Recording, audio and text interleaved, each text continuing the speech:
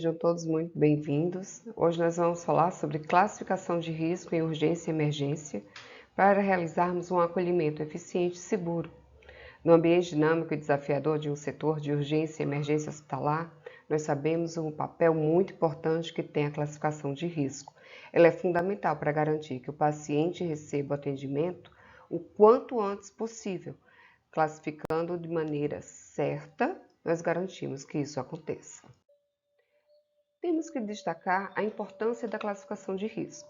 Primeiro, ela prioriza o atendimento. Ela garante que os pacientes mais graves sejam atendidos primeiro, e não apenas que seja por ordem de chegada. Segundo, ela otimiza os recursos. Ela direciona os recursos humanos e materiais de acordo com a classificação. Se esse setor funcionar adequadamente, com certeza a dinâmica do grupo e o material despendido para esse setor vai ser muito mais eficiente. Terceiro, segurança do paciente. Ele reduz, e já é comprovado através de estudos, o risco de complicações e óbitos, assegurando que os pacientes mais graves recebam intervenção imediata. Quarto ponto, organização do fluxo de atendimento. Ele permite organizar o fluxo de pacientes, evitando a superlotação e o caos no setor de urgência e emergência.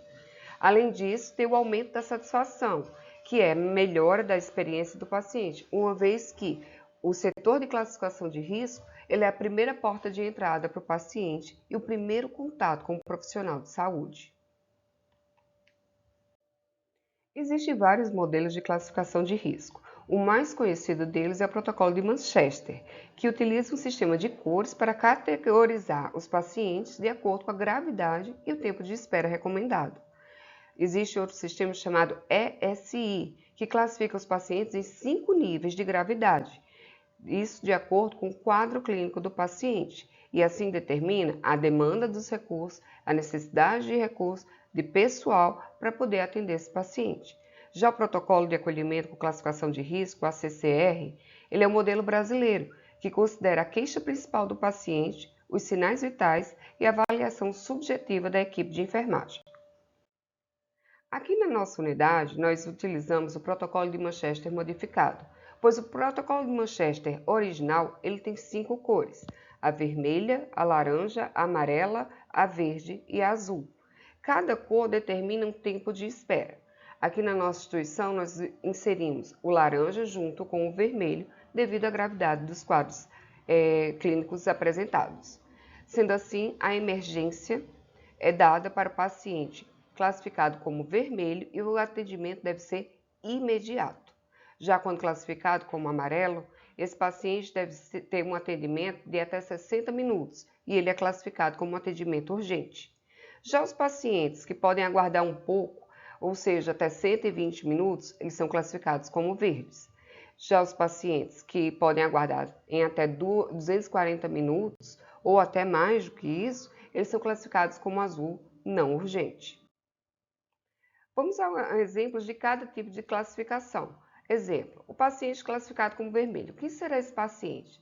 Geralmente são pacientes com rebaixamento do nível de consciência, politraumatizados, pacientes com ferimentos de arma, principalmente no abdômen, tórax ou cabeça, pacientes com crises convulsivas, ou seja, são aqueles pacientes que realmente, se não tiverem um atendimento imediato, a vida deles fica em risco.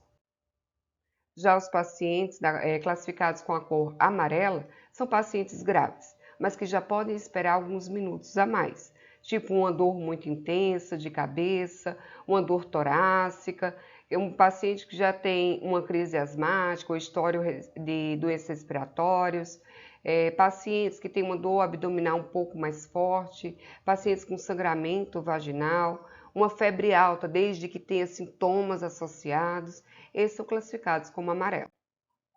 Os pacientes de cor verde já são os pacientes que estão sem risco de vida. Então, a gente consegue verificar naqueles pacientes que têm náusea e vômito, mas não tem sinal de desidratação, pacientes com sinais vitais ok, pacientes que têm por lei prioridade, por exemplo, idade maior que 60 anos, pacientes com deficiência física, portadores de deficiência física, pacientes que são doadores de sangue, outros problemas que a gente consegue manejar e dar um atendimento sim, mas um tempo que dá para aguardar um pouco mais. Já os pacientes de cor azul são aqueles que também não têm nenhum risco de vida e geralmente vêm com sintomas muito crônicos, como tosse há 3, 4 dias, alguma lesãozinha de pele, trocar receita. Esses já vão entrar aí na classificação azul. E agora? A gente já aprendeu um pouco como é que se classifica as cores. Vamos examinar nosso paciente. Existem 5 dados vitais que devem ser conhecidos por todos: temperatura, frequência respiratória, frequência cardíaca, pressão arterial e dor. Esses pacientes devem ser examinados em cada item deste, não deixando nenhum de ser feito.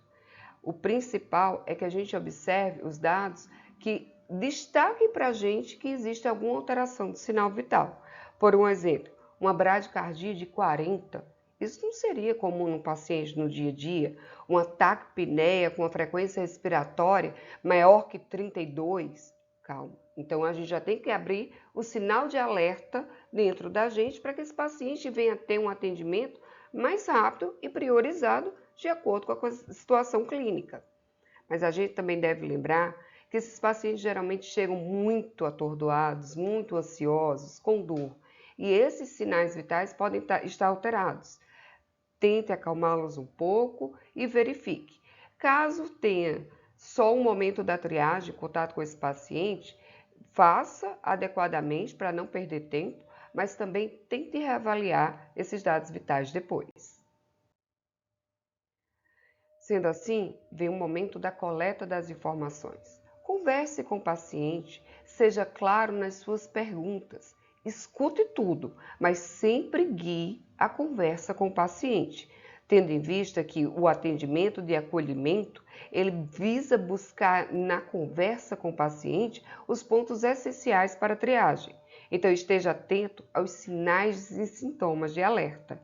Seja ágil no processo. Seja preciso no processo, mas na dúvida, use a classificação sempre mais grave. Para salvar uma vida, cada minuto é importante e as cores também.